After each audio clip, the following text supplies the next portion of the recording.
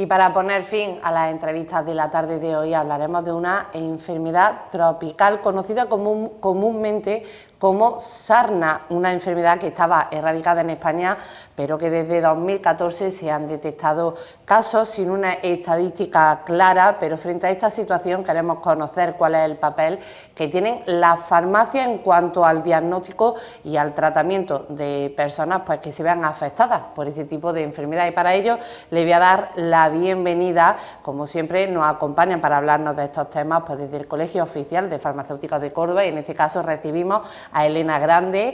Ella es dermatóloga vocal de dermatología en el Colegio Oficial de Farmacéuticos de Córdoba. Muy buenas tardes, Elena. Hola, buenas tardes, Miriam. Un placer. Bueno, hablamos de sarna y yo creo que la mayoría nos podemos echar las manos a la cabeza, sí, ¿no? Yo creo que hablamos de sarna y nos empieza a picar todo el cuerpo, ¿no? Decía, ¿no?, que es una enfermedad tropical que estaba erradicada en España, pero desde 2014 pues se han detectado casos. Antes de hablar de esos casos, para saber concretamente, ¿no?, y que nos expliques, pues en este caso, ¿qué es la sarna?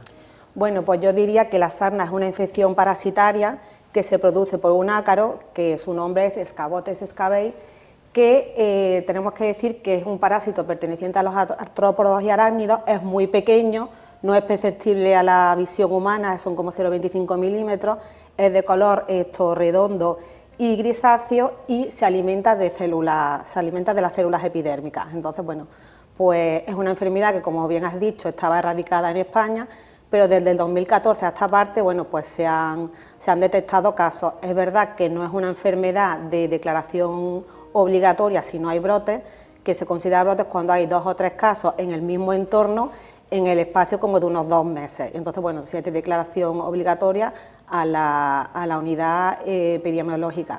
Entonces, bueno, no tenemos así en España, digamos, casos, o sea, una prevalencia, una estadística, pero sí que se han detectado casos, sobre todo porque hay estudios que se ha aumentado la prescripción de tratamiento para estos casos. Por lo tanto, no se conoce un número de personas que se ven afectadas. En España no, pero la Organización Mundial de la Salud estima que 200 millones de personas en el mundo padecen esta enfermedad, y en el 2014, bueno, pues la declaró como una enfermedad tropical desatendida.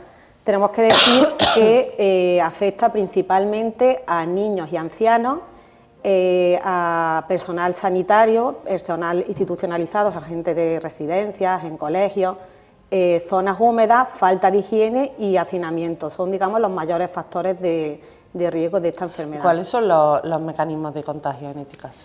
Pues tenemos que decir que el principal mecanismo de contagio es el contacto piel con piel. Digamos que son como unos 15 a 20 minutos. La capacidad de contagio, el ácaro no es capaz de vivir más de 2 días fuera del huésped, ¿no? Entonces, por eso es muy importante el contagio piel con piel. La capacidad de contagio viene determinada por la cantidad de ácaros. Cuando más ácaros tiene la persona, mayor proporcionalmente es la capacidad de contagio.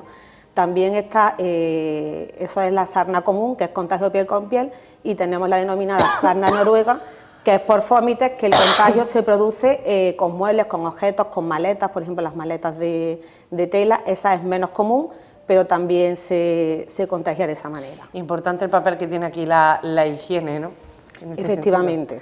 ¿Cuál es el ciclo de incubación? Pues mira, el contagio, la hembra de este parásito cava túneles milimétricos en las capas más superficiales de la epidermis, y que son los denominados surcos acarinos, y al final del surco hay una pequeña vesícula donde se deposita el ácaro, y en torno a los 7-21 puede poner entre 40 y 50 huevos, estamos hablando de huevos milimétricos. Y entonces de los 7 y 21 días, a los 14 días la larva eclosiona, aparecen los primeros síntomas, que es picor y urticaria, y la reinfestación, o sea, entre 2 y 5 semanas puede volver la reinfestación, que ya sería como más aguda todavía. Acabas de mencionar, Elena, los síntomas picor y urticaria. ¿Qué otros síntomas podría haber y qué tipos de lesiones puede ocasionar? Mira, pues esto, si no se trata y empieza la primera lesión, o sea, picor urticaria, tenemos que decir que por la noche es más fuerte todavía el picor, como que el ácaro está más activo, y al mojarlas con agua caliente pica más. También tenemos que deciros que el rascado de uñas aparecen lesiones como grietas, y entonces esto es las complicaciones de la sarna, que se pueden ver infectadas tanto por hongos como por bacterias. y entonces, bueno, pues este tipo de lesiones, al verse infectadas, pues pueden producir una enfermedad mayor, como por ejemplo una sepsis, una fascitis, una necrosis, que bueno, si no se trata en casos graves puede llevarnos incluso a una infección generalizada a la muerte del paciente que sufre la sarna. ¿Estas serían las complicaciones que puede tener? Porque antes comentaba, ¿no?, los tipos de sarna que había, que creo que has comentado. Sí, la sarna común, que es la que te estoy diciendo de que hacen los surcos acarinos, y que al final tenemos la vesícula, la eminencia acarina, donde está el parásito, y luego la sarna costrosa, que es aquella que padecen los individuos que están inmunodeprimidos, por ejemplo, los que padecen VIH, que digamos que es una colonización mucho mayor, y se denomina sarna costrosa, que producen unas costras bastante amplias que a veces no nos impiden ver ni los surcos acarinos ni las eminencias acarinas, ¿no? Entonces se denomina sarna costrosa, y como te digo, son aquellas personas que están inmunodeprimidas, que digamos que es muchísimo mayor la replicación de los ácaros, produciendo costras de gran mayor tamaño, que no sé si he dicho antes que este tipo de lesiones aparecen en todo el cuerpo, menos en el tronco y en la cara, y la sarna costrosa puede darse también en esa zona, en el tronco y en la cara. En cuanto a las complicaciones, ¿puede derivar en mayor, mencionaba, ¿no?, la necrosis y demás? ¿Puede haber complicaciones más graves? Hombre, es bastante grave esto, el tema de las grietas, de producirse por el rascado, porque te digo, puede dar la fuente a la contaminación tanto por hongos como por bacterias, ¿no? Bacterias Staphylococcus aureus y Staphylococcus pyogenes, que como te digo, pueden llevarnos a una sepsia, a una enfermedad generalizada, que bueno, ya gracias a Dios, por lo menos en España, en los países avanzados, claro, es muy importante el diagnóstico precoz y el tratamiento para no llegar a un estadio tan grave. Pues ya que has mencionado, Elena, el diagnóstico precoz en este sentido, ¿cómo se diagnostica en este caso? Mira, pues te quiero decir, el primer diagnóstico es la observación de las lesiones, ¿no? La morfología, vemos como he dicho antes, los surcos acarinos y las vesículas. Entonces, bueno, es muy característico, ¿no?, porque son unos pequeños túneles eritromatosos, inflamados, rojizos, y al final se ve la vesícula, entonces está claro que es la sarna. Luego también está el test de Müller, que digamos se raspa la lesión o con una cinta adhesiva y se pone una placa PET y se observa al microscopio y vemos los restos de ácaros, de huevos. Y también mediante la luz polarizada, ¿no?, que es unas lamparitas especiales que tienen los dermatólogos, pues podemos ver este tipo de lesiones, los surcos y los ácaros. Aquí tiene un papel la farmacia, ¿no? Porque ellas pueden, desde la farmacia se puede hacer este tipo de diagnóstico. Mira, nosotros como profesionales sanitarios que estamos a pie de calle, estamos para atender cualquier tipo de dudas y consultas de nuestros conciudadanos. Entonces, bueno, te quiero decir que ese tipo de lesiones así al principio de los surcos acarinos y las eminencias acarinas son fáciles a la observación de detectar, ¿no? Y entonces, bueno, pues podemos hacer el primer diagnóstico, primera ayuda de, oye, esto puede ser sarna, esto de derivación del médico para el tratamiento, pues podemos ayudar desde las oficinas de farmacia. ¿Y en cuanto al tratamiento?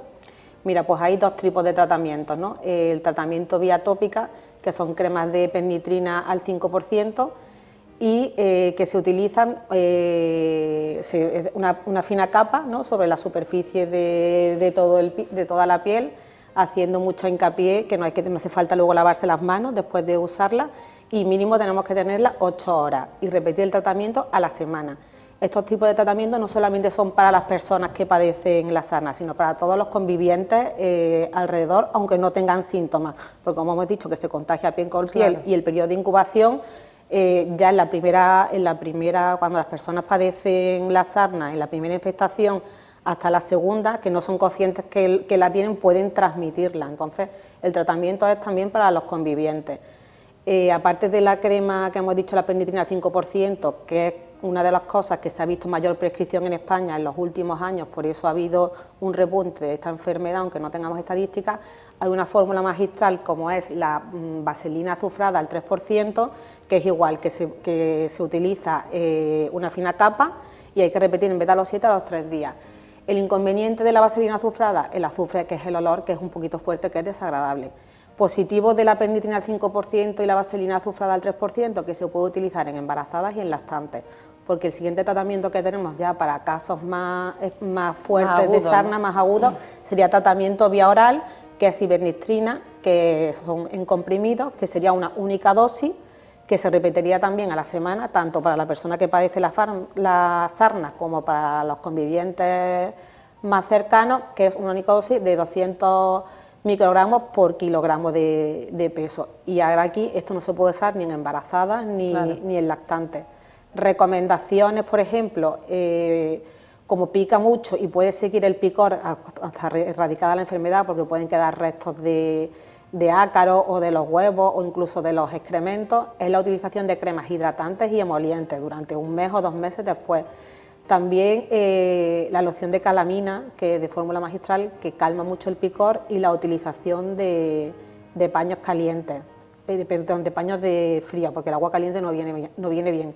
También se recomienda lavar la ropa diario, las toallas y la ropa de cama, como a unos 60 grados, y si no, pues dejarla en una bolsa bien cerrada herméticamente como unos 15 días. Estas son como las recomendaciones. Bueno, ahí se asfixian los ahí se asfixian, ahí ya no pueden sobrevivir. Elena, rápidamente, que no nos queda más tiempo, y me gustaría saber cuándo se considera un brote y si se puede prevenir de alguna manera, como decíamos, ¿no?, es por contacto con piel, y en este sentido, pues no sé si se podría evitar el hecho de cuando se tiene contacto con una persona afectada. Mira, el tema de brotes, como te digo, no es una formación de declaración obligatoria cuando hay un caso aislado, por eso no tenemos así mucha estadística en España, pero los brotes son como 2 o 3 casos en el periodo de 2 meses en el mismo entorno. Entonces, sí es de declaración obligatoria a la unidad epidemiológica esto pertinente. Es muy importante el diagnóstico precoz, te digo, para evitar una reinfectación. Entonces, bueno, pues eso es importante, la verdad. Y te digo, las medidas higiénicas son muy importantes, el tema del hacinamiento, el tema de la humedad, el tema de colegios, el tema de residencias, el tema de personal sanitario, son los mayores factores de riesgo.